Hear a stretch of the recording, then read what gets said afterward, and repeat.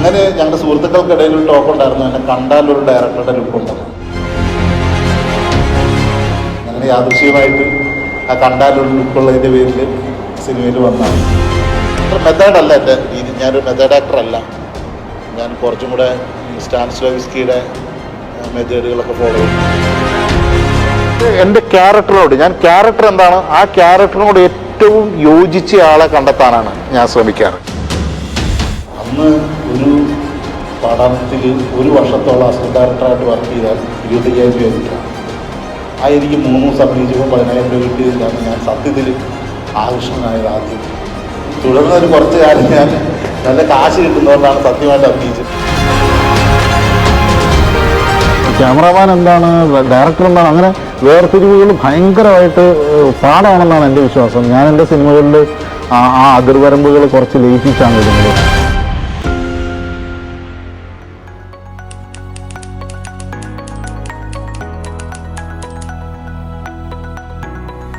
സിനിമയോട് നമുക്കൊരു അട്രാക്ഷൻ ഉണ്ട്. ചെറുപ്പം മുതൽ നമ്മൾ സിനിമ കാണുന്നു, ഈ സിനിമ കാണാൻ നമുക്ക് ഭയങ്കര ഇഷ്ടമാണ്. അതാണ് ആദ്യത്തെ അട്രാക്ഷൻ. അത് സിനിമ എന്ന് പറയുന്ന മൊത്തത്തിലോട്, അതിനകത്ത് സംവിധാനമുണ്ടോ അഭിനയമുണ്ടോ അതൊന്നും നമ്മൾ കാണുന്നില്ല. എങ്ങനെയാണ് അയാളെ ചിരിപ്പിക്കാൻ പറ്റുക, അയാളുടെ ഒരു ഉള്ളിൽ കയറിയിട്ട് അയാളുടെ ഇമോഷനെ എങ്ങനെ നമുക്ക് ട്രാക്ക് ചെയ്യാം, അതിനോടാണ് എനിക്ക് കൗതുകം തോന്നിയത്. അതുകൊണ്ട് തന്നെ അത് കുറച്ചും കൂടെയൊക്കെ മനസ്സിലാക്കിയപ്പോൾ എനിക്കതിങ്ങനെ ഡയറക്ഷൻ എന്ന് പറയുന്ന മേഖലയോടാണ് എനിക്ക് താല്പര്യം തോന്നിയത്. അന്ന് മുതൽ അതിങ്ങനെ സംവിധാനത്തോടാണ് പൂർണ്ണമായിട്ട് ഞാൻ ആഗ്രഹിച്ചത്. അതിനുവേണ്ടി മാത്രമേ ഞാൻ ശ്രമിച്ചിട്ടുള്ളൂ സത്യത്തിൽ ഈ അടുത്ത കാലം വരെ.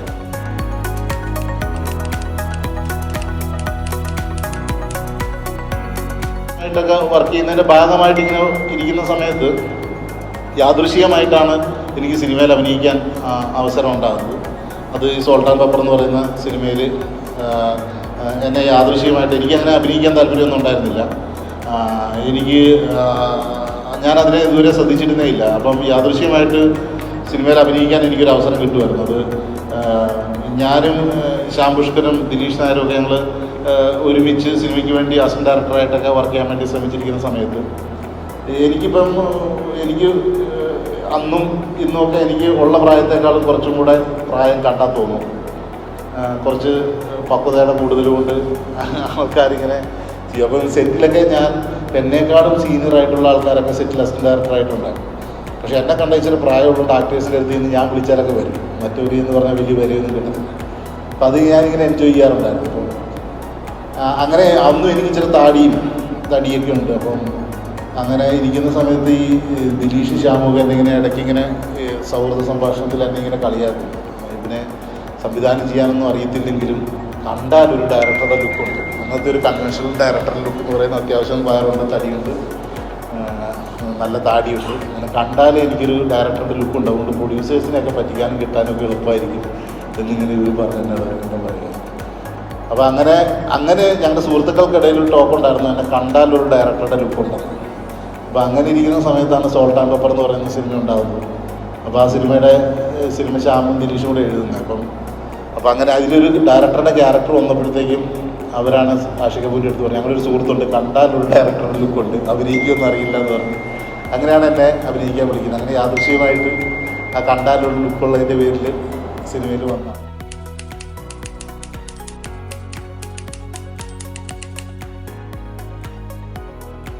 ആ 3 ദിവസം അഭിനയിച്ചതിന് അന്ന് എനിക്ക് 10,000 രൂപ പ്രതിഫലം നൽകി. ഞാൻ ചോദിച്ചിട്ടൊന്നുമല്ല, അന്ന് 3 ദിവസം അഭിനയിച്ച് തിരിച്ചു വന്നേരത്തെ എനിക്ക് 10,000 രൂപ തന്നു.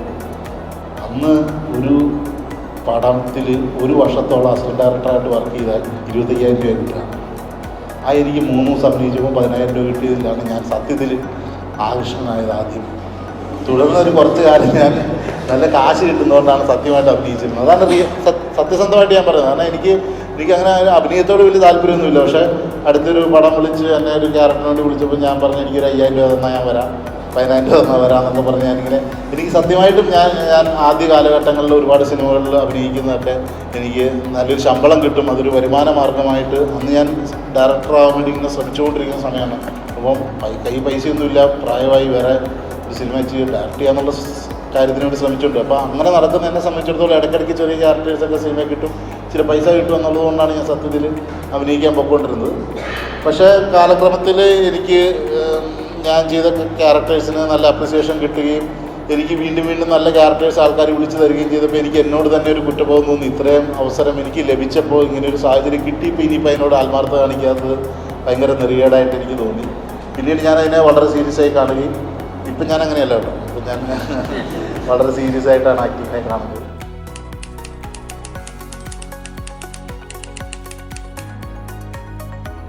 ആ ക്യാരക്ടർ ചെയ്യുന്ന സമയത്ത് നമ്മൾ സ്ക്രിപ്റ്റ് പലവട്ടം വായിക്കുന്നുണ്ടാവും. അവിടെ നിന്നാണ് തുടങ്ങുന്നത്. നമ്മളിപ്പോൾ ഒരു ഡയറക്ടർ വന്ന് നമ്മളോട് നമ്മുടെ ക്യാരക്ടർ നറേറ്റ് ചെയ്യുമ്പം ആ ക്യാരക്ടറിൻ്റെ എല്ലാ ഇപ്പം നമുക്കിപ്പോൾ ആ ക്യാരക്ടറിന് സ്ക്രിപ്റ്റിലുള്ളതിനപ്പുറത്തേക്ക് എന്തൊക്കെ സാധ്യതകളുണ്ട് അത് നമ്മൾ പലപ്പോഴും ഡയറക്ടർ നറേറ്റ് ചെയ്യും ഇയാൾ ഇങ്ങനത്തെ ഒരാളാണ്. അപ്പോൾ അങ്ങനത്തെ ഒരാളിൽ എന്ത് പ്രകടനത്തിൽ നമുക്ക് ബോഡി ലാംഗ്വേജിൽ അവതരണത്തിലൊക്കെ എന്ത് പ്രത്യേകത കൊണ്ടുവന്നു കഴിഞ്ഞാൽ ഡയറക്ടർ പറഞ്ഞ ആ ഫീച്ചേഴ്സിനോടൊക്കെ നമുക്ക് അടുത്തെത്താൻ പറ്റും, അല്ലെങ്കിൽ റൈറ്റർ പറഞ്ഞ ആ ഫീച്ചേഴ്സിനോട് നമുക്ക് എങ്ങനെ അടുത്തെത്താൻ പറ്റും, ആ ഡീറ്റെയിലുകളെ എങ്ങനെ നമ്മുടെ ചെറിയ മൈന്യൂട്ടായിട്ടുള്ള മാറ്റത്തിലൂടെ കൊണ്ടുവരാൻ പറ്റും എന്നൊക്കെയാണ് ഞാൻ മാക്സിമം ശ്രമിക്കാറുള്ളത്.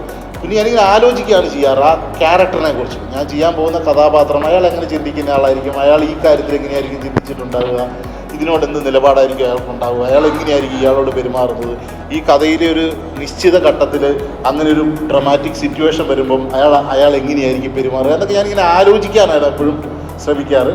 ആ ആലോചനകളിൽ ആലോചിച്ചിങ്ങനെ ഒരു പ്രത്യേക ഒരു ഉത്തരവൊന്നും ഉണ്ടാവില്ല.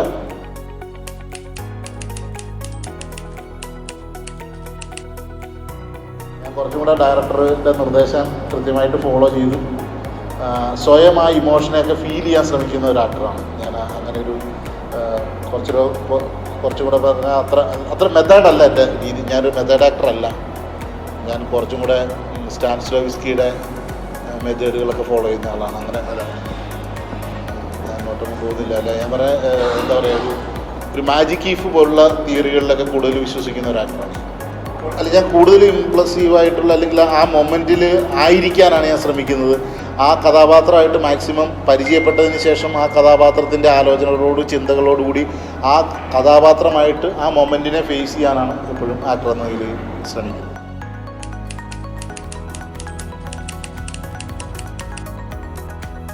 താല്പര്യം ഉണ്ടെങ്കിൽ നമുക്ക് എല്ലാം ചെയ്യാം.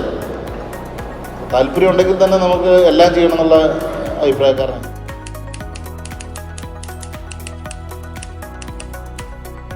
വിധായകനാകുക എന്നുള്ളതാണ് നമ്മൾ. അത് കഴിഞ്ഞാൽ എന്താണെന്ന് ചോദിച്ചു കഴിഞ്ഞാൽ ഞാൻ പറയാം എനിക്കൊരു എഡിറ്റർ ആവണം, അല്ലെങ്കിൽ എനിക്കൊരു സിനിമോട്ടോഗ്രാഫർ ആവണം എന്നൊക്കെ, അല്ലെങ്കിൽ അതിനോടൊക്കെ എനിക്ക് ചെറിയ താല്പര്യങ്ങളുണ്ടായിരുന്നു. അപ്പം അങ്ങനെ ഇരിക്കെ ഞാൻ ഒരു പ്രായത്തിലാണ് ഞാൻ തിരിച്ചറിയുന്നത് ഞാൻ കളർ ബ്ലൈൻഡ് ആണ് എന്നുള്ള കാര്യം.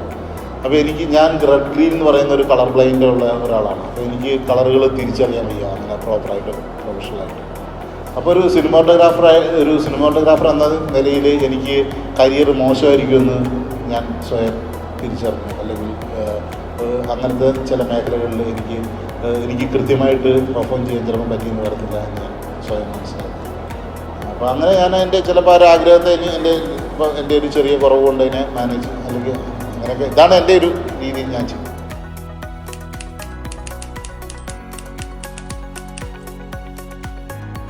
ഞാനൊരു പേഴ്സണലി ഞാൻ പറഞ്ഞില്ല, ഞാനിന്ന് ഭയങ്കര ഒരു ആക്ടറാണെന്നോ അല്ലെങ്കിൽ അങ്ങനെ ഒരു ടാലൻറ്റ് എനിക്കുണ്ടെന്നോ അത്ര വിശ്വസിക്കാത്ത ആളായിരുന്നു. അല്ലെങ്കിൽ എനിക്ക് അതിനോടുള്ള താല്പര്യക്കുറവോ ഒക്കെ ആയിരിക്കും എന്നോട് ഇങ്ങനെ പിടിക്കുമ്പോൾ എനിക്ക് ഭയങ്കര ഞാനൊരു ആക്ടറാണെന്ന് അങ്ങനെ എനിക്ക് വിശ്വാസക്കുറവായിരുന്നു, പ്രത്യേകിച്ച് ആദ്യത്തെ ഒരുപാട് കാലഘട്ടം. അങ്ങനെ ഇരിക്കുമ്പോഴത്തേക്ക് ചില ആളുകൾ വന്നിട്ട് ഒരു കഥാപാത്രം പറയുമ്പം എനിക്ക് തീരെ കോൺഫിഡൻസ് ഇല്ലാത്ത സാഹചര്യങ്ങൾ വന്നിട്ടുണ്ട്. അപ്പം ഞാൻ കഴിവതും അതിൽ നിന്ന് ഒഴിവാകുവാണ് ചെയ്യുക. എന്നാൽ വളരെ റെയറായിട്ടുള്ള സാഹചര്യങ്ങളിൽ എനിക്കുള്ളിൽ കോൺഫിഡൻസ് തോന്നിയിട്ടില്ല. പക്ഷേ ഇതൊരു ഭയങ്കര അവസരമാണെന്ന് എനിക്ക് തോന്നിയിട്ടുള്ളത് കൊണ്ടും അത് എന്നെക്കൊണ്ട് ചെയ്യാൻ പറ്റുമെന്ന് പറയുന്ന ആളിൽ എനിക്കുള്ള വിശ്വാസം കൊണ്ടും ഞാനത് ചെയ്തിട്ടുമുണ്ട്. ഇപ്പം ട്രാൻസിലെ ക്യാരക്ടർ പറഞ്ഞപ്പോൾ എനിക്ക് ഭയങ്കര പേടിയായിരുന്നു ചെയ്യാൻ. അന്നത്തെ എൻ്റെ ഒരു സമയത്ത് ഞാനിത് ചെയ്താൽ വർക്കാവോ എന്നെനിക്ക് ഭയങ്കര പേടിയുണ്ടായിരുന്നു. പേഴ്സണലി ഞാനത് പ്രകടിപ്പിച്ചിട്ടില്ലെങ്കിലും അത് ക്യാരക്ടർ കേട്ടപ്പോൾ അതിൻ്റെ ചില ഫീച്ചേഴ്സ് എടുക്കുമ്പോൾ എങ്ങനെ ഇത് ഞാൻ ഇതുവരെ ചെയ്തുകൊണ്ടിരുന്നതെന്ന് മാറിയിട്ട് ഞാനതിനെ അങ്ങനെ ചെയ്യേണ്ടി വരുമല്ലോ എന്നുള്ള എനിക്കൊരു ഫിയർ ഉണ്ടായിരുന്നു. പക്ഷേ അൻവർ റഷീദ് ഡയറക്റ്റ് ചെയ്യുന്നതുകൊണ്ട് ശരിയായിക്കോളൂ എന്ന് കരുതിയിട്ട് ഞാൻ ഏറ്റി. എന്ന് പറയുന്ന പോലെ നമുക്ക് ചിലപ്പോൾ ചില മേക്കേഴ്സിനോടുള്ള ട്രസ്റ്റ് കൊണ്ട് നമുക്ക് കോൺഫിഡൻസ് തോന്നില്ലെങ്കിലും നമ്മൾ ചിലപ്പോൾ അത് ചെയ്യാൻ തയ്യാറാകും. അല്ലെങ്കിൽ ഞാൻ പൊതുവേ എനിക്ക് ഒരു കോൺഫിഡൻസ് തോന്നിയില്ലെങ്കിൽ ഞാൻ പിന്മാറാനാണ് ശ്രമിക്കുന്നത്. ചിലപ്പോൾ നമുക്ക് പെട്ടുപോലൊക്കെ ഉണ്ട്. സിനിമയിലെ ആ സിറ്റുവേഷനെയും ആ കഥാപാത്രത്തെയും എനിക്കൊപ്പം അഭിനയിക്കുന്ന കഥാപാത്രത്തെയൊക്കെ ഒരു വ്യക്തിയെ, നമ്മുടെ ഒരു കൂട്ടുകാരനെ മനസ്സിലാക്കുന്നത് പോലെ മനസ്സിലാക്കാനാണ് ഞാൻ ശ്രമിക്കാറ്. ചിലപ്പോൾ ആ ക്യാരക്ടറൊക്കെ നമ്മുടെ റിയൽ ലൈഫിനോട് കുറച്ച് അടുത്ത് നിൽക്കുന്ന ആരെങ്കിലുമൊക്കെ ആയിട്ട് സാമ്യം ഉണ്ടോയെന്നും പരിശോധിക്കാറുണ്ട്. ഇയാളുടെ ജീവിതത്തിൽ ഇങ്ങനെ ഒരു അനുഭവം ഉണ്ടായാൽ അയാൾ അതിനോട് എങ്ങനെ പെരുമാറും എന്നൊരു ആലോചന ചിലപ്പം ഞാൻ എടുക്കാറുണ്ട്. എൻ്റെ കൂട്ടുകാരൻ സന്തോഷിൻ്റെ അമ്മ മരിച്ചാൽ സന്തോഷം എന്തായിരിക്കും ചെയ്യുക, സന്തോഷം എങ്ങനെയായിരിക്കും കരയുക, സന്തോഷിനെ അത് എത്രമാത്രം ഇമോഷണലി ബാധിക്കും, സന്തോഷം കരയുമോ, സന്തോഷം കരയാതിരിക്കാൻ ശ്രമിക്കുമോ ഒരു 10 പേരുടെ മുമ്പിൽ. ഇതൊക്കെ ഇങ്ങനത്തെ ആലോചനകൾ ആണ് ഞാൻ ആലോചിക്കുക. അതിപ്പോൾ എന്നെ നിർത്തി ആലോചിക്കും, സന്തോഷം നിർത്തി ആലോചിക്കും, മറ്റൊരാളെ നിർത്തി ആലോചിക്കും. അപ്പോൾ ഇതിൽ നിന്നൊക്കെ ഉണ്ടാകുന്ന ആകത്തുകയായിട്ട് ആ ഒരു ക്യാരക്ടർ നമ്മുടെ ഉള്ളിലേക്ക് പതുക്കെ രൂപപ്പെട്ടു വരികയാണ്. പിന്നെ ഈ ക്യാരക്ടറിനെ നമ്മൾ പതുക്കെയാണ് പരിചയപ്പെടുന്നത്. ഇപ്പോൾ ഒരു പടം ചെയ്ത് ഫസ്റ്റ് സീനിൽ നമ്മൾ പോയി അഭിനയിച്ച് തുടങ്ങുമ്പോൾ നമുക്ക് അവരെ മനസ്സിലാകത്തൊന്നുമില്ല. ഇപ്പം ഞാൻ ലാസ്റ്റ് ചെയ്തപ്പോൾ റോന്തി ചെയ്യുമ്പം യോഹന്നാൻ എന്ന് പറയുന്ന കഥാപാത്രത്തെ 1 സീൻ ചെയ്ത് 2 സീൻ ചെയ്ത് 3 സീൻ ചെയ്ത് 4 സീൻ ചെയ്ത് പതുക്കെ നമ്മളിങ്ങനെ പരിചയപ്പെട്ട് വരികയാണ്. നമ്മളൊരു പുതിയ കൂട്ടുകാരനെ പരിചയപ്പെട്ട പോലെ. ആ ഒരു സാഹചര്യത്തിൽ വന്നപ്പം ഇങ്ങനെ ഈ സാഹചര്യത്തിൽ ഇങ്ങനെ പെരുമാറിയ യോഹന്നാൻ അങ്ങനത്തെ ഒരു സാഹചര്യത്തിൽ ഇങ്ങനെയായിരിക്കാം പെരുമാറുക. അപ്പോൾ ആ ക്യാരക്ടറിൻ്റെ ബേസ് ബിഹേവിയറിൽ നിന്ന് പുറത്തു പോകാതിരിക്കാനൊക്കെ ശ്രമിക്കാറുണ്ട്. അപ്പോൾ അങ്ങനെ ഒരു ക്യാരക്ടറിനെ ആ നിലയ്ക്കാണ് ആ ഒരു ക്യാരക്ടറിനെ ഞാൻ ട്രാക്ക് ചെയ്യുന്നത്, ഫോളോ ചെയ്യുന്നത്.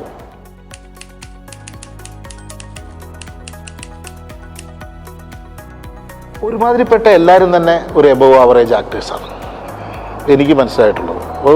എബോവ് ആവറേജ് ആയിട്ടുള്ളൊരു ആക്ടറാണ്. കാരണം നമ്മളെല്ലാവരും അഭിനയിക്കുന്നവരാണ് ജീവിതത്തിൽ. നമ്മൾ ലൈഫിൽ ഡീസൻ്റായിട്ട് പെർഫോം ചെയ്യുന്ന ആൾക്കാരാണ് ഇവിടെ ഇരിക്കുന്ന എല്ലാ ആൾക്കാരും. ഇവിടെ നിന്നല്ല എല്ലാവരും. നമുക്കിപ്പം എന്നെ നിങ്ങളെങ്ങനെ കാണണം എന്ന് എനിക്കൊരു കാഴ്ചപ്പാടുണ്ട്. അതനുസരിച്ച് ഞാൻ നടത്തുന്ന ഒരു പെർഫോമൻസ് തന്നെയാണ് ബേസിക്കലി ഞാൻ നിങ്ങളോട് ഇപ്പം നടത്തുന്ന ഇൻട്രാക്ഷൻ ആയിക്കോട്ടെ. ശരിക്കുള്ള എന്നെ നിങ്ങൾക്ക് അറിയത്തില്ല. അതേപോലെ ഞാൻ പറയുന്നത് അത് ഒരുപാട് ദൂരത്തല്ലായിരിക്കും. എന്നാലും നമ്മളിലെല്ലാവരും ഒരു അടിസ്ഥാനപരമായിട്ടുള്ളൊരു റോ ക്യാരക്ടറുണ്ട്. അതിൽ നിന്ന് നമ്മളെ സൊസൈറ്റി അല്ലെങ്കിൽ നമ്മുടെ കൂട്ടുകാരൻ, നമ്മുടെ അച്ഛൻ, നമ്മുടെ ഭാര്യ, നമ്മുടെ മക്കൾ, നമ്മുടെ സുപ്പീരിയർ ഓഫീസേഴ്സ് ആരായില്ല അവരൊക്കെ നമ്മളെ എങ്ങനെ നോക്കിക്കാണണമെന്ന് നമുക്കൊരു തീരുമാനമുണ്ട്. ആ തീരുമാനത്തിൻ്റെ ഭാഗമായിട്ടാണ് നമ്മുടെ പെരുമാറ്റത്തിൽ ചെറിയ അഭിനയം നമ്മൾ ഇടും. നമ്മൾ ഭാര്യ നമ്മളോട് പറയുമ്പോൾ നമ്മൾ തിരിച്ച് റിയാക്ട് ചെയ്യുന്ന പോലെ അല്ല നമ്മുടെ അച്ഛൻ നമ്മളോട് പറയുമ്പോൾ നമ്മൾ റിയാക്ട് ചെയ്യുന്നത്. അതുപോലെയല്ല നമ്മുടെ മോള് നമ്മളോട് പറയുമ്പോൾ നമ്മൾ റിയാക്ട് ചെയ്യുന്നത്. ഇതിനെല്ലാം നമ്മളുടെ വേറെ പല കൺട്രോളുകളിലും നമ്മൾ പെർഫോമൻസിൽ ചെറിയൊരു മീറ്റർ മാറ്റങ്ങളുണ്ട്. നമ്മുടെ വീടിനകത്ത് നമ്മുടെ അത്ര സ്വാതന്ത്ര്യമുള്ള ഒരാളോട് ഒരു കാര്യം വരുമ്പം അതിനോട് ആ ഒരു സാഹചര്യത്തിൽ പെരുമാറുന്ന പോലെയല്ല റോഡിൽ വെച്ചൊരു കാര്യം ചെയ്താൽ പെരുമാറും. അപ്പോൾ ഇതെല്ലാം പെർഫോമൻസ് തന്നെയാണ് ബേസിക്കലി. അതെല്ലാം നമ്മൾ ശരിക്കുമായിട്ടുള്ള നമ്മുടെ ഒരു ഒറിജിനലായിട്ടുള്ള ഒരു തോട്ടിനെ നമ്മൾ ചെറുതായിട്ട് മാനിപ്പുലേറ്റ് ചെയ്തിട്ടാണ് നമ്മളൊരു ബിഹേവിയറിലൊരു പരിപാടി കൊണ്ടുവരുവാണ് നമ്മൾ ചെയ്യുക.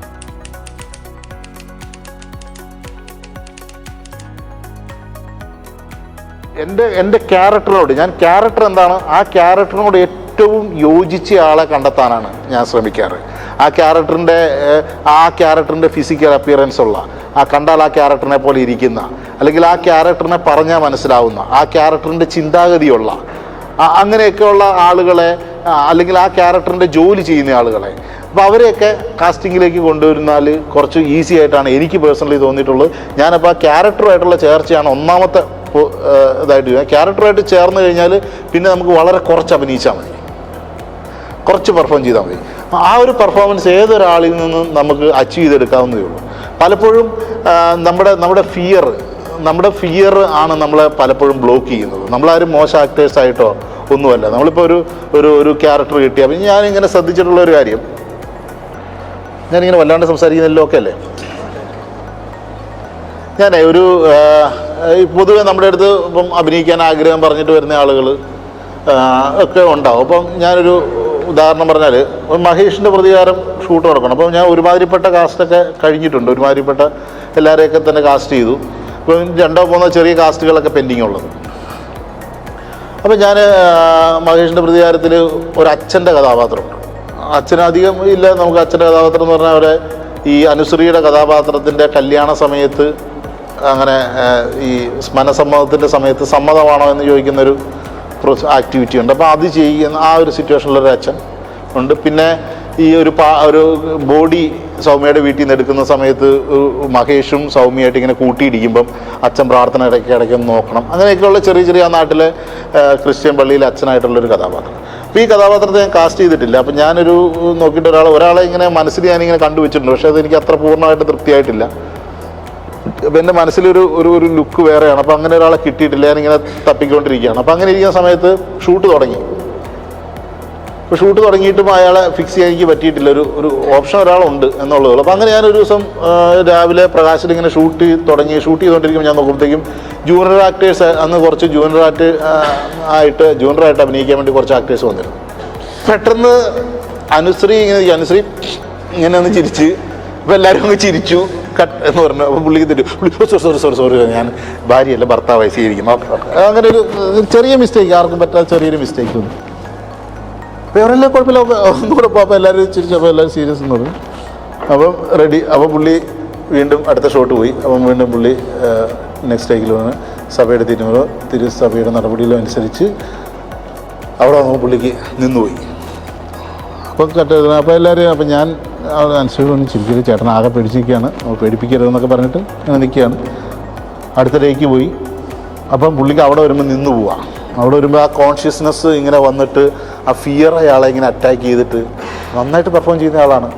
അവർക്ക് അവിടെ കിടക്കാൻ പറ്റില്ല, അങ്ങനെ നിൽക്കുക. അപ്പം എനിക്ക് മനസ്സിലായ സംഭവം പുള്ളി ഒന്ന് പേടിച്ചു. അപ്പോൾ ഒന്ന് കൂളാക്കാൻ വേണ്ടി അപ്പം ഞാനിങ്ങനെ അടുത്തോട്ട് ചെന്നിട്ട് ചേട്ടനോട് പറഞ്ഞു, ചേട്ടാ ഒന്നുമില്ല, ഇഷ്ടം പോലെ സമയമുണ്ട് നമുക്ക്, ചേട്ടൻ സമാധാനമായിട്ട് ഇത്രയുള്ള കാര്യം നല്ല രസമായിരുന്നു ചേട്ടൻ ചെയ്തത്, അതെങ്ങനെ അങ്ങ് ചെയ്തു. അപ്പോൾ പുള്ളി എന്നെ ഇങ്ങനെ നോക്കി നിൽക്കുമ്പോൾ എനിക്കിങ്ങനെ കാണാൻ ഈ കണ്ണ് മുകളിലോട്ട് ഒറ്റ പോക്കാണ്, ബോധം കെട്ട ഒറ്റ പോക്ക്. ആൾ കൂടി ഇപ്പം പുള്ളീനെ വിളിച്ച് വേഗം എടുത്ത ആളെല്ലാം കൂടി പുള്ളീനെ എടുത്ത് പുറത്ത് കൊണ്ടുവന്നു. വെള്ളം തളിച്ച് പുള്ളി ചാടി എഴുന്നേറ്റ് പുള്ളി എനിക്ക് തന്നെ തരണ ഈ റോള് ഞാൻ ചെയ്തോളാം എന്നൊക്കെ പറഞ്ഞിട്ട് പുള്ളി ആകെ ഇമോഷൻ. ഞാൻ പറഞ്ഞില്ല ചേട്ടാ, ചേട്ടനെ ഈ പടത്തിൽ ഇത് ചെയ്യുള്ളൂ, ഒന്നും പേടിക്കണം ചേട്ടൻ, ഇപ്പം ആരോഗ്യം ബ്രീത്തൊക്കെ ഒന്ന് കറക്റ്റ് ചെയ്ത്. അദ്ദേഹം മോശം ഒരു ആക്ടറായിട്ടല്ല, പക്ഷേ വർഷങ്ങളായിട്ടുള്ളൊരു ആഗ്രഹം, നമുക്ക് എത്ര ആഗ്രഹമുണ്ടോ അത്രയും ഒരു അവസരം വരുമ്പം ഫിയർ നമ്മളെ അറ്റാക്ക് ചെയ്യും. ആ പേടിയില്ലാതെ ആ സിറ്റുവേഷനെ അതിജീവിക്കുക എന്നുള്ളതാണ് ഭയങ്കര ഇമ്പോർട്ടൻറ്റ്.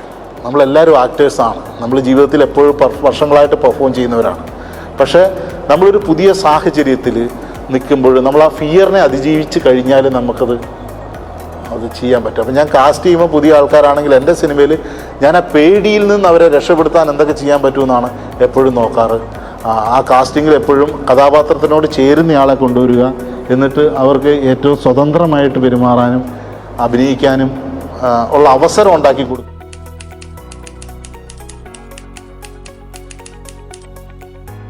ായിട്ട് തന്നെ നമുക്ക് ബിഹേവ് ചെയ്യാൻ നമുക്ക് ഈസിയാണ് ബേസിക്കലി. എന്നാൽ നമ്മളിൽ നിന്ന് അകലം കൂടും തോറും നമുക്ക് എടുക്കേണ്ട എഫേർട്ടിൻ്റെ അളവ് ഇങ്ങനെ കൂടിക്കൊണ്ടിരിക്കും. അപ്പം നമ്മുടെ ടാലൻ്റ് എന്ന് പറയുന്നത് അതാണ്. നമുക്ക് നമ്മുടെ ബേസ് ക്യാരക്ടറിൽ നിന്ന് എത്ര ദൂരത്തേക്ക് നമുക്ക് സഞ്ചരിക്കാം, എത്ര മീറ്റർ മാറി നിന്ന് നമുക്ക് ബിഹേവ് ചെയ്യാൻ പറ്റും എന്നുള്ളതാണ് നമ്മുടെ ഒരു നടൻ എന്ന നിലയിൽ നമ്മുടെ റേഞ്ച് വെളിവാക്കുന്നത്. ചില ആളുകൾക്ക് ഒരു മീറ്റർ വരെയൊക്കെയാണ് പോകാൻ പറ്റുക, അത് കഴിഞ്ഞാൽ പാളുന്നത് നമുക്കറിയാം. നമ്മുടെ ഇൻഡസ്ട്രിയിൽ അഭിനയിച്ചുകൊണ്ടിരിക്കുന്ന ഓരോ ആക്ടേഴ്സിനെ നിങ്ങളൊന്ന് എടുത്താൽ നോക്കുക, നമുക്കറിയാം ഇയാൾക്ക് ഇങ്ങനത്തെ 1-2 ക്യാരക്ടേഴ്സ് നമുക്ക് ചെയ്യാൻ പറ്റും. അതിനപ്പുറത്തേക്ക് അയാൾ പോകുമ്പോൾ അയാൾ വീക്കാണെന്ന് നമുക്ക് കാണാൻ പറ്റും. അയാളുടെ കാലിബർ അതാണ്. അത് നമുക്ക് പ്രാക്ടീസ് ചെയ്തിട്ടൊക്കെ ചിലപ്പം ഉയർത്താൻ പറ്റും, ഒരു സ്റ്റെപ്പും കൂടെ പോകാൻ പറ്റും. ചില ആളുകളുണ്ട് അവർക്ക് എന്ത് കൊടുത്താലും അങ്ങ് പോകും. അപ്പോൾ ചില ആക്ടേഴ്സിനോട് നമ്മൾ തമാശയ്ക്ക് പറയും, നമ്മൾ വിളിച്ചിട്ട് ചേട്ടൻ സൈക്കാട്രിസ്റ്റാന്ന് പറഞ്ഞാൽ പുള്ളിക്കൊരു സംശയമല്ലോ, പുള്ളി സൈക്കാട്രിസ്റ്റായി ആ നിമിഷം. അങ്ങനത്തെ ആക്ടേഴ്സുണ്ട്.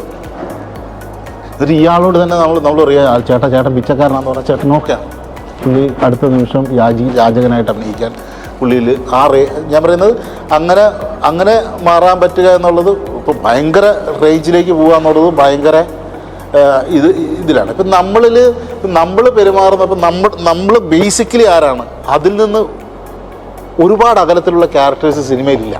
ഞാൻ പറയുന്നത് പ്രത്യേകിച്ച് നിങ്ങളൊക്കെ ശ്രമിക്കുമ്പോൾ പ്രായോഗികമായി ചിന്തിച്ചു കഴിഞ്ഞാൽ മലയാള സിനിമയിൽ ഇത്ര ക്യാരക്ടറൊക്കെ ഉള്ളൂ. വളരെ റെയറാണ് ഭയങ്കര എക്സ്ട്രീം ക്യാരക്ടേഴ്സ്. അല്ലെങ്കിൽ നമ്മൾ ഒരു വർഷത്തെ മൊത്തം ക്യാരക്ടേഴ്സിൻ്റെ ഒരു ലിസ്റ്റ് എടുത്തു കഴിഞ്ഞാൽ അതിലൊരു 5% കാണുമായിരിക്കും എക്സ്ട്രീം ക്യാരക്ടേഴ്സ്. ബാക്കി ക്യാരക്ടേഴ്സൊക്കെ നമ്മുടെ റിയൽ ലൈഫിന് തൊട്ടടുത്തുള്ള ആളുകൾക്ക് തന്നെയാണ്. അവരെ ഡീസൻ്റായിട്ട് പെർഫോം ചെയ്താൽ മതി എന്നാണ് ഞാൻ പറയുന്നത്. അവരെ ഡീസൻ്റായിട്ട് പെർഫോം ചെയ്യാൻ നമുക്ക് നമ്മുടെ ചുറ്റുമുള്ള, നമ്മുടെ സൊസൈറ്റിയിൽ ചുറ്റുമുള്ള ഈ പേരെല്ലാം പരിചയമാണ് നമുക്ക് ആവശ്യം. അതിന് നമുക്ക് വേണ്ടത് നല്ല ഒബ്സർവേഷനാണ്. അപ്പം നിങ്ങൾ റിക്രൂട്ടിംഗ് മേഖലയിൽ വർക്ക് ചെയ്യുന്ന ആളെന്ന നിലയിൽ നിങ്ങൾക്ക് അതിനെക്കുറിച്ച് നല്ല ധാരണയുണ്ട്. നിങ്ങളുടെ അടുത്ത ഒരു കൂട്ടുകാരനും വേണമെങ്കിൽ നിങ്ങളുടെ ക്യാരക്ടർ ചെയ്യാൻ എളുപ്പമായിരിക്കും. കാരണം അയാൾ നിങ്ങളെ കണ്ടിട്ടുണ്ട്, നിങ്ങളുമായിട്ട് നല്ല പരിചയമുണ്ട്, നിങ്ങളുടെ ഓരോ പെരുമാറ്റവും, നിങ്ങൾ ഓരോ ക്ലയൻസിനെ ഡീൽ ചെയ്യുന്നത് എങ്ങനെയാണെന്നും നിങ്ങളുടെ ബോഡി ലാംഗ്വേജും ഒക്കെ അയാൾക്ക് പരിചയം കൊണ്ട്, പരിചയം എന്ന് പറഞ്ഞാൽ അയാളുടെ ഒബ്സർവേഷൻ കൊണ്ട് അയാളിലുണ്ട്. അപ്പോൾ നമ്മൾ ആക്ടർ എന്ന നിലയിൽ ഒരു പ്രാക്ടീസ് എന്ന് പറയുന്നത് നമുക്ക് കൂടുതൽ ആളുകളെ മനസ്സിലാക്കുക, കൂടുതൽ എന്താ പറയുക, കൂടുതൽ ആളുകളെ ഒബ്സർവ് ചെയ്യുക എന്ന് പറഞ്ഞാൽ നമ്മൾ ഇവനെ എങ്ങനെ കയ്യനക്കുന്നു ഇതല്ല. നമ്മളൊരു കൂട്ടുകാരനെ നമുക്കറിയാവുന്നതല്ല. നമ്മുടെ ഇൻറ്റിമേറ്റ് ഫ്രണ്ടായിട്ടുള്ള ഒരാൾ പോലീസിലുണ്ടെങ്കിൽ ഒരു പോലീസ് ക്യാരക്ടർ അവതരിപ്പിക്കാൻ നമുക്ക് എളുപ്പമാകും. ഞാൻ പറയാം, സഹായിച്ചേക്കാം നമ്മളെ. നമ്മുടെ ഇൻറ്റിമേറ്റ് ഫ്രണ്ട് ഒരു കളക്ടറാണെങ്കിൽ നമുക്ക് കളക്ടറായിട്ട് അഭിനയിക്കുമ്പോൾ ഓക്കെയാണ്. നമ്മുടെ ഇൻറ്റിമേറ്റ് ഫ്രണ്ട് ബസ്സിൽ ഒരു സാധനം വിൽക്കുന്ന ആളാണെങ്കിൽ നമുക്ക് അങ്ങനെ ഒരു റോള് കിട്ടിക്കഴിഞ്ഞാൽ നമുക്ക് പെട്ടെന്ന് അത് ക്യാച്ച് ചെയ്യാൻ പറ്റും. അപ്പോൾ നമ്മുടെ ഒബ്സർവേഷൻ്റെ റേഞ്ച് കൂട്ടുക എന്നുള്ളതാണ് ആക്ടേഴ്സ് ശ്രദ്ധിക്കേണ്ടത്. ഡയറക്ടേഴ്സും ഇപ്പം ഡയറക്ഷനിൽ വരുന്നവരും സിനിമോട്ടോഗ്രാഫേഴ്സും എല്ലാവരും തന്നെ അവരവരുടെ ആംഗിളിലാണ് അതിനെ നോക്കി കാണേണ്ടതെന്നുള്ളൂ.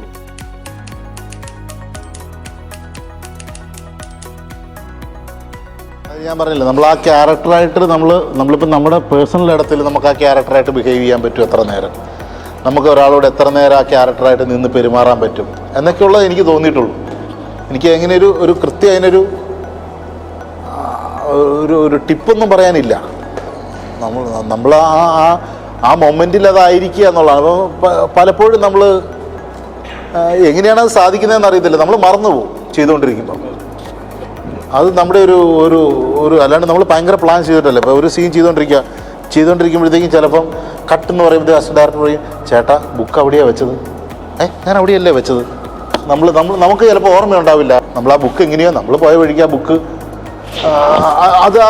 നമ്മൾ അവിടെ വെക്കണമെന്ന് ഡയറക്ടർ ചിലപ്പോൾ നമ്മളോട് നിർദ്ദേശിച്ചിട്ടുണ്ട്. ആ തട്ടയിലാണ് വെക്കേണ്ടിയെന്ന്. എൻ്റെ വിചാരം മുഴുവൻ ഞാൻ ആ തട്ടയിലാണ് വെച്ചതെന്നാണ്. ഇല്ലടാ ഞാൻ താഴെയല്ലേ വെച്ചേ, ഇല്ല ചേട്ടാ മുകളിലാണ് വെച്ചേ. നമ്മൾ അറിയുന്നില്ല, നമ്മളറിയാതെ നമ്മൾ ആ മൊമെൻറ്റിൽ ഇൻവോൾവായി പോകാറുണ്ട് ഒരുപാട് സാഹചര്യങ്ങൾ. അങ്ങനത്തെ മൊമെൻറ്റ്സ് കിട്ടുമ്പോഴാണ് ഒരു ആക്ടർ എന്ന രീതിയിൽ പേഴ്സണലി എനിക്ക് ഭയങ്കര നമ്മൾ ചെയ്യുമ്പോഴൊക്കെ സാറ്റിസ്ഫാക്ഷൻ കിട്ടുന്നത്. രക്ഷാധികാരി ബൈജു എന്ന് പറയുന്ന പടം ചെയ്യുമ്പോൾ അതിലൊരു ആലിൻ്റെ ചോട്ടിരുന്നിട്ട് ഞാനും ബിജുമേനോനും കൂടെ സംസാരിക്കുന്ന ഒരു സീനുണ്ട്. ആ രംഗം എനിക്ക് തോന്നുന്നു അതിൻ്റെ ഒരു ഫസ്റ്റ് ടേക്ക് അങ്ങനെ സെറ്റ് ചെയ്തിട്ട്, എൻ്റെ ഒരു ഓർമ്മ ശരിയാണെങ്കിൽ ആദ്യത്തെ ടേക്ക് തന്നെയാണെന്ന് തോന്നുന്നു. അങ്ങനെ സെറ്റ് ചെയ്തിട്ട് ഒരു ആംഗിളിലൊരു ഷോട്ട് വെച്ചിട്ട് അങ്ങ് പോയതാണത്. അത് പിന്നീട് അതങ്ങ് പോയിട്ട് അതിങ്ങനെ സ്ക്രിപ്റ്റ് വായിച്ചൊരു ഓർമ്മയിൽ ഞാനും ബിജുമേനും ഞങ്ങളിങ്ങനെ സംസാരിച്ച് അങ്ങനെ പോയി ഭയങ്കര ഇമോഷണലായിട്ട് ഭയങ്കര കട്ടെന്ന് വിളിച്ചപ്പോഴത്തേക്ക് ഞാൻ ശരിക്കും ഒന്നൊന്ന് ഉറങ്ങിയിട്ട് നമ്മൾ എഴുന്നേറ്റ പോലത്തെ ഒരു അനുഭവം അന്ന് എനിക്കുണ്ടായി. എൻ്റെ ലൈഫിൽ എനിക്ക് തോന്നുന്ന ഒരു ആക്ടിങ് കരിയർ തുടങ്ങിയിട്ട് ആദ്യമായിട്ടാണ് ഞാൻ അങ്ങനെ ഒരു പൂർണ്ണമായിട്ടൊന്ന് മറന്നു പോകുന്നൊരു നമ്മൾ കിളി പോകാമെന്ന് പറഞ്ഞില്ല, അങ്ങനത്തെ ഒരു മൊമെൻ്റ് എനിക്ക് കിട്ടി. അത് ഭയങ്കര ഒരു ട്രിപ്പായിരുന്നു എനിക്ക് പേഴ്സണലി. അതാണ് ആദ്യമായിട്ട് എനിക്ക് അങ്ങനെ ഒരു അനുഭവം ഉണ്ടായത്.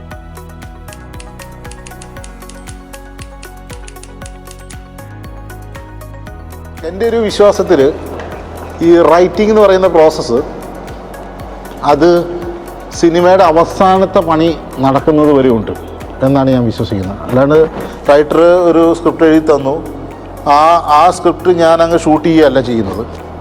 റൈറ്റർ എഴുതി തന്ന സ്ക്രിപ്റ്റിൽ അങ്ങനെ ഒരു സാധനമായിരിക്കും എഴുതി തന്നത്, പക്ഷെ നമ്മൾ എടുക്കുമ്പോൾ അത് അങ്ങനെ ആവണമെന്നില്ല, കുറച്ച് മാറ്റങ്ങൾ അതിൽ വരും. അപ്പോൾ അതനുസരിച്ച് ഉള്ള മാറ്റങ്ങൾ ഓരോ സീൻ എടുക്കുമ്പോഴും ഓരോ ചെറിയ കാര്യങ്ങൾ ചെയ്യുമ്പോഴൊക്കെ ആ മാറ്റങ്ങൾ ഇങ്ങനെ അപ്ഡേറ്റ് ചെയ്തുകൊണ്ടിരിക്കും. അപ്പോൾ അതുകൊണ്ട് എനിക്ക് തോന്നണം അതിങ്ങനെ ആ സ്ക്രിപ്റ്റ് റൈറ്റിംഗ് എന്ന് പറയുന്ന പ്രോസസ്സ് അത് ഡബ്ബിങ് നടക്കുന്നുണ്ട്. നമ്മൾ ഷൂട്ടിംഗ് നമ്മൾ ഡബ്ബ് ചെയ്തുകൊണ്ടിരിക്കുമ്പോഴായിരിക്കും ഇവിടെ ആ ഡയലോഗ് അങ്ങ് വർക്കാവുന്നില്ലോ. അപ്പം നമ്മൾ റൈറ്ററെ വിളിക്കുന്നു, റൈറ്റർ അടുത്ത് വേണം, എന്നാലും റൈറ്ററോട് നമുക്ക് അതല്ല വേറൊരു ഡയലോഗ് നമുക്ക് ആ ഒരു സാഹചര്യത്തിൽ പറയാൻ പറ്റുന്ന വേറെ എന്താണുള്ളത് അതൊന്നും ശരിയാവുന്നില്ലോ. അപ്പം നമ്മൾ അതായിരിക്കും ചിലപ്പോൾ അങ്ങനെ ഒക്കെ ചെയ്തിട്ടുണ്ട്. ഇപ്പം അങ്ങനെ പല സിനിമയിലും പല ഡയലോഗ്സൊക്കെ പിന്നീടൊക്കെ ഇപ്പം മഹേഷിൻ്റെ പ്രതികാരത്തിലെ കമോണ്ടറ മഹേഷ് എന്ന് പറയുന്ന ഡയലോഗൊക്കെ അത്രയും ബൂസ്റ്റ് ചെയ്ത് എൻ്റർ ചെയ്യപ്പെടുന്നതൊക്കെ പോസ്റ്റ് പ്രൊഡക്ഷൻ്റെ ടൈമിലാണ്. അതൊരു ഒരു ഒരു ഒരു അവസാന ഘട്ടത്തിലാണ് അതിനെ അങ്ങനെ ഒരു ജിതിൻ ചേട്ടൻ അറിയാം അവസാന ഘട്ടത്തിലാണ്. അപ്പോൾ അതുവരെ അതിങ്ങനെ ഒരു സൈഡിൽ ചെറിയൊരു ഡയലോഗ് മാത്രമായിരുന്നു. അത് പിന്നീട് ക്ലൈമാക്സിലേക്ക് രണ്ടാമത് ഡബ് ചെയ്ത് കയറ്റുകയൊക്കെയാണ് ചെയ്തത്. കമോൺ റാ മഹേഷ് എന്ന് പറഞ്ഞാൽ വെച്ചാൽ അയാളുടെ ലിപ്പിലൊന്നും അല്ലാത്ത സ്പേസിൽ നിന്നൊക്കെ അതിങ്ങനെ ആഡ് ചെയ്ത് അതിങ്ങനെ ഒരു മേജർ ആ സിനിമയിലെ ഡയലോഗായിട്ട് പിന്നെ വരുന്നത്. അപ്പോൾ റൈറ്റിംഗ്, അപ്പോൾ ഞാൻ പറയുന്നത് ആ സൗണ്ട് മിക്സിങ് നടക്കുന്ന സമയത്ത് പോലും ആ റൈറ്റിംഗ് സാധ്യമാകുന്നുണ്ട് എന്ന് ഞാൻ പറയുന്നത്. അപ്പോൾ അതൊരു റൈറ്റിംഗ് പ്രോസസ്സ് എന്ന് പറയുന്ന ഒരു സമയത്ത് തീരുന്നതാണെന്ന് ഞാൻ വിശ്വസിക്കുന്നില്ല. അത് ഫിലിം മേക്കറോടൊപ്പം ഉണ്ടാവേണ്ട ഒന്നാണെന്നാണ് ഞാൻ കരുതുന്നത്. അതിന് നമുക്കൊരു ഒരു ഭയങ്കര പാടാണ് ഇതിനെങ്ങനെ കൃത്യമായിട്ട് വേർതിരിച്ചെടുക്കാൻ. ഡയറക്ഷനും റൈറ്റിംഗ് ഇതെല്ലാം ഇതെല്ലാം ഇങ്ങനെ ചേർന്ന് തന്നെ കിടക്കുന്നതാണ്. അതിങ്ങനെ ഒരു കൃത്യം ഇങ്ങനെ ഒരു വരമ്പ് വെച്ചിട്ട് നമുക്ക് വർക്ക് ചെയ്യാൻ പറ്റില്ല. അപ്പോൾ ഒരു ഷോട്ട് ഫിക്സ് ചെയ്യുന്നതിൽ ഡയറക്ടർക്കും റൈറ്റർക്കും പെർഫോം ചെയ്യുന്ന ആക്ടർക്കും സിനിമോട്ടോഗ്രാഫർക്കും ഒക്കെ എല്ലാവരുടെയും ഒരു കോൺട്രിബ്യൂഷനിൽ നിന്നാണ് അത് ഉണ്ടാകുന്നത്. അപ്പോൾ അതിനൊരു ക്യാമറാമാൻ എന്താണ്, ഡയറക്ടർ എന്താണ്, അങ്ങനെ വേർതിരിവുകൾ ഭയങ്കരമായിട്ട് പാടാണെന്നാണ് എൻ്റെ വിശ്വാസം. ഞാൻ എൻ്റെ സിനിമകളിൽ ആ അതിർവരമ്പുകൾ കുറച്ച് ലയിപ്പിച്ചാണ് ഇടുന്നത്. അതിങ്ങനെ പതുക്കെ ഇങ്ങനെ മെർജ് ചെയ്ത് വരുന്നതാണ്. ഞാൻ ചിലപ്പോൾ സിനിമോട്ടോഗ്രാഫിയിലേക്കും കിടക്കും, റൈറ്റിങ്ങിലോട്ടും കിടക്കും, റൈറ്റർ ചിലപ്പോൾ ഡയറക്ഷനിലോട്ട് ഇച്ചിരി വരും, ക്യാമറാമാൻ ചിലപ്പോൾ ഇച്ചിരി ഡയറക്ഷനിലേക്ക് വന്നെന്ന് വരും, ഒക്കെ അങ്ങോട്ടും ഇങ്ങോട്ടും ഒക്കെ ഇച്ചിരി കയറി കിടക്കും. അങ്ങനെ ഒരുമിച്ചാണ് അതിനെ അച്ചീവ് ചെയ്യേണ്ടതെന്നാണ് എനിക്ക് തോന്നുന്നത്.